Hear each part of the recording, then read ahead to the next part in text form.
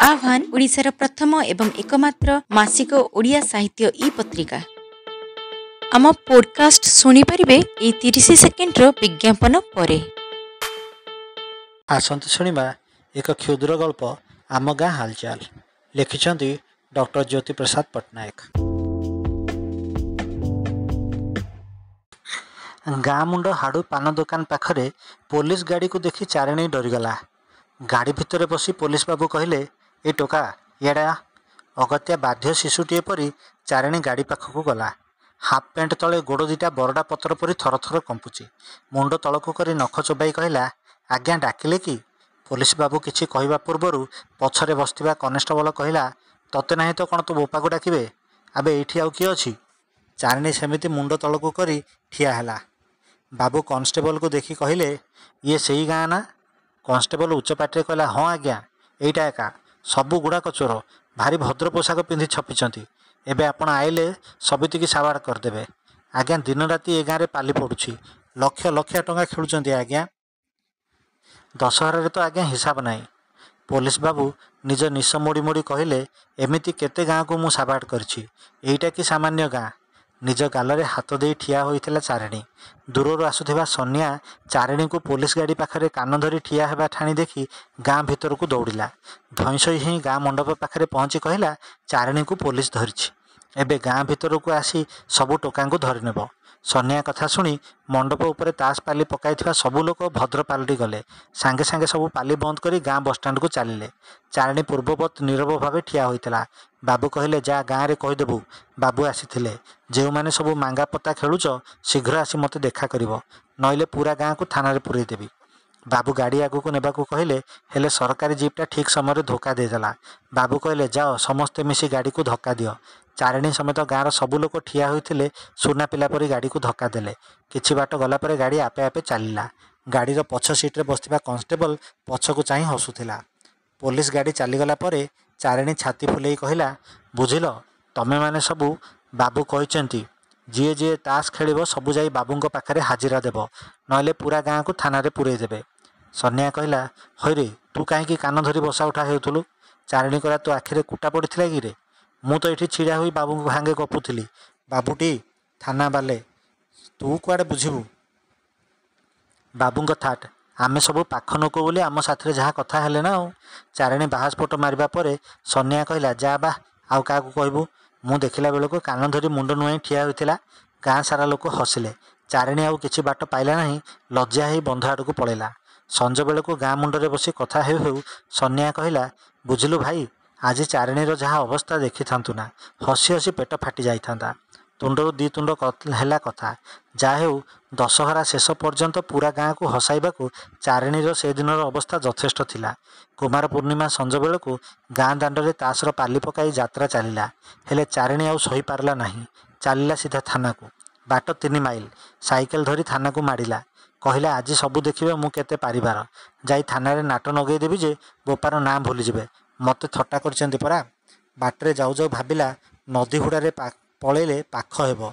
तेणु नदी हुड़ारे साइकेल मारी जाऊ जाऊ अधा बाटरे देखिला पाली पड़िछि। मने मने भाबिला, आज सबू पाली कथा थाना रे कहिबी जे देखिबे। एमिति भाबी आगकू जिबा बेलकू पाली पाखरे किछि लोक ताको अटकाइले। भारी दंभरे कहला, पंचायत ऑफिस आड़े जाउछि। रत्नापल्लीर लोक माने मद पीथिले, ता पकेट सफा करदेले तो देले, ता साइकेल धरी चंपट होइगले। एणे गाँ को फेरिबाकू बाट धरुथिबा समय पुलिस गाड़ी हाबुड़े पड़ीगला। से जेते कहला से थाना को जाउथिला बोली, किंतु बड़ बाबू कहले, बुझिलु धनिया, तो कथा आमे सबू बुझीचु। सीधा सीधा थाना को चाल। पाली रे बसी खेलुचु, धरा पड़िले कहूचु ना कौन खबरी। उत्तम मध्यम टिके देई गाड़ी रे पकाई थाना को नहीं गले। से किछि कहबाकू जाउथिला, सान कंटेई पल्लीर कनेस्टेबल बुढ़ा आसी कहला, बाबूरे पाटी खोलिबुनी, नइले आज्ञा पिठिरे पोखरी खोलिदेबे। जहाँ कहले चुप रहिबु। अगत्या राति सारा सेई थाना रे बसी रहिला चारिणी। सकाळु सकाळु गाँ रे खबर होइगला, चारिणी थाना रे अछि। चारिणी बापा कांदी कांदी काजी दुआरे हाजिर हैला। काजी कहले, तो पुओ को आगुरु दिने भी पुलिस आसी धरिथिला। गाँ सारा कथा हेउथिले। जदि से अपराध करिथाए तेबे ताकू रखिबो किए? आउ एबे जे नुआ बाबू आछंती भारी रागी लोक। रागिले हाजत भितर ताकू हैरान करिवे। सेठू करण कहले, भाईना तुमे तुच्छाटरे छानिया होउछ। करणे निजे गले आउ दोपहर बेलू चारिणी को धरी फेरिले। से जा हेउ आउ मासे पर्यंत चारिणी खटी को गलानी। जोठिको गले भी लोक कहले थानावाला राति कंबल घोड़े पिटिछंती। से केते बुझेले भी शुणिलेनि। तेणु दिने रागिक से गाँ छाड़देला। ब्रह्मपुर स्टेशन सुराट जावा ट्रेन रे बसिला।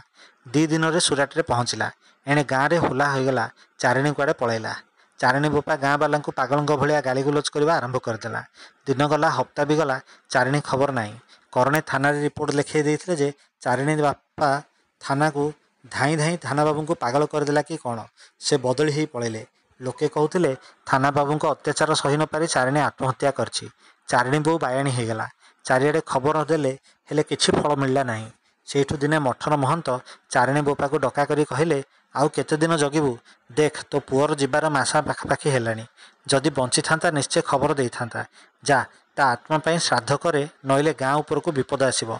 चारिणी बोपा श्राद्ध कला। गाँ दांडरे 12 दिन भोजी कला। 1000 लोक खाइले। पाळु उखुड़ा साथी बल्लभ खजा और खीरी खुआला ता बोपा। मासे उतारू दिने हठात गाँ हुलस्थुल होगला। बुढ़ा महाराणा पुआ सुरटू फेरला परे चारिणी सेठी थिबा खबर पाई चारिणी बोपा धाइला मठकू। महंत कहले ये तो गोटे नुआ कथा। बंची लोक को आम पिंड देदेले कथाटा भारी खराब निश्चय। मात्र सी भारी भाग्यवान। बेसी दिन बंचब देखिबू। खाली गोटे अनुष्ठान घरे करदे। 5 जन ब्राह्मण को दान दक्षिणा दे खुआई वस्त्र खंडे लेखे दे। आउ ठाकुर नाँ रे दीप गोटे वर्षे पाई लगे दे। जहाँ जड़ा तेल लगे देबू। बास यहीतक करदे। तापर जदि तुम पुओ को देखा जीव तुम माइंड्रा हलटा जाओ। हप्ताटे पर सुराटू चारिणीर बोपा माँ हलटा फेरिले। नुआ लुगापटा किणी देइथिला चारिणी। एबे भारी सियाणिया हो जाइछि बोली ता बापा गाँ मंडप उपर बसी कहूला। दिन में 16 घंटा काम करुच्ची। दिन को 200 कमाऊँगी। आसला बेलू बापा हाथ में 4000 टंका दे कहला बो कानर हलटे करदेबू। हाटरू बड़ बलद हलटे पैसा आसंता सन को पठेब बोली कही। चारिणी बोपा निशरे घीओ लगे गाँ मंडप कंपे पुअर गुण बखाणुची। ताकू देखी सनिया बापा ताकू कहूला चारिणी भलिया मूर्खटे सुराट जाई 4000 टंका देला ता बापा को। तू सालाटा घरे पड़ी था केबे आ बुझीबू। काली एका जा बो पाखे 1000 टंका अच्छी धरी सुराट जा।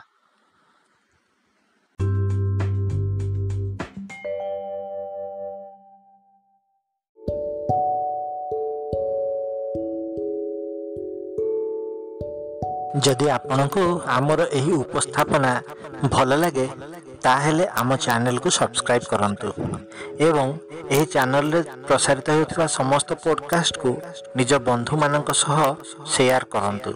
धन्यवाद।